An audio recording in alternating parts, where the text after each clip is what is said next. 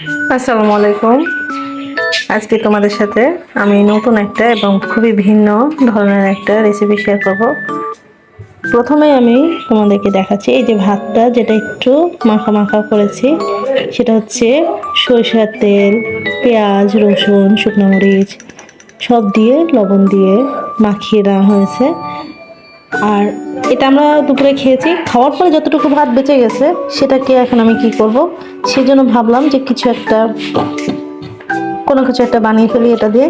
তো দেখো, এই যে ভাতটা একটু নরম হয়ে যায় না, সেই ভাতটা আজকে দুপুরে আমি কোনো রান্না করিনি, এই কারণে কোনো আগের দিনে ভাত ছিল। এখন এর সাথে আমি কি তোমাদের দিব, অ্যাড করব, সেটা তোমাদেরকে দেখাই।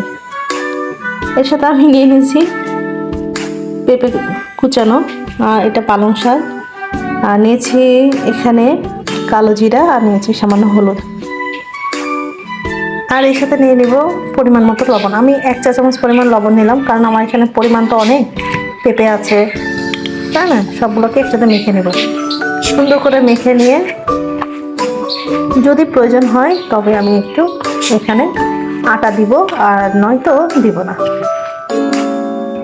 সাথে দিয়ে দিলাম বেঁচে যাওয়া টমেটো সালাদ, যেটা বেঁচে গেছে। মানে আজকে বেঁচে যাওয়া জিনিস দিয়ে সব রান্না, মানে সব উপকরণটা হবে এখানে। শুধু এখানে আমি একটু আটা দিব এক্সট্রা, তবে কোনো মরিচ দিব না, কাঁচা মরিচ। তোমাদের যদি লাগে তোমরা অবশ্যই দিও, কারণ এখানে আমার অনেকটা শুকনো মরিচ দেওয়া আছে অলরেডি, সেটাতেই বাচ্চারা অনেক হাহুতাশ করতে শুরু করবে, এই জন্য আমি দিব না।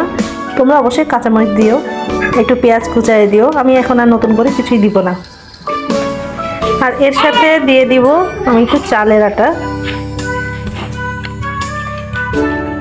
আর আমি এর মধ্যে দিয়ে দিলাম চালের আটা, আর দিয়ে দিলাম সামান্য সুজি। আর এসব পাকোড়াগুলো দিয়ে দিব। তবে বন্ধুরা, একটু পরে গমের আটাও আমি দিয়েছি। কেমন, গমের আটা না দিলে, যেহেতু আমি এখানে টমেটো দিয়েছি, সেই জন্য একটু পানি ছড়াবে বারবার, সেক্ষেত্রে তো বুঝতেই পারছো কি হবে। সেই কারণে আমি একটু গমের আটাও পরে অ্যাড করেছি, যেটা ভিডিওতে দেখানো হয়নি। এগুলো আমি সব সরিষার তেল দিয়ে ভাজছি। তাহলে দেখেছো বন্ধুরা, একে একে সবগুলো ভাজা হয়ে গেল এবং কি সুন্দর দেখতে হয়েছে সমস্ত পাকোড়াগুলো। আজকে আমার এই ভিডিওটি তোমাদের কেমন লেগেছে অবশ্যই কমেন্ট করে জানাবে। আর সবাইকে নতুন বছরের শুভেচ্ছা। সবাই ভালো থেকো, সুন্দর থেকো, নতুন করে স্বপ্ন দেখো, অনেক বড় হও, সবাই অনেক এগিয়ে যাও, এই শুভকামনায় আজকের মতো বিদায় নিচ্ছি। আমি তোমাদের পরিবারেরই একজন। সবাই ভালো থাকো, আজ এ পর্যন্তই। আসসালামু আলাইকুম। আবারও দেখা হবে খুব শীঘ্রই নতুন বছরের নতুন একটা ভিডিও নিয়ে।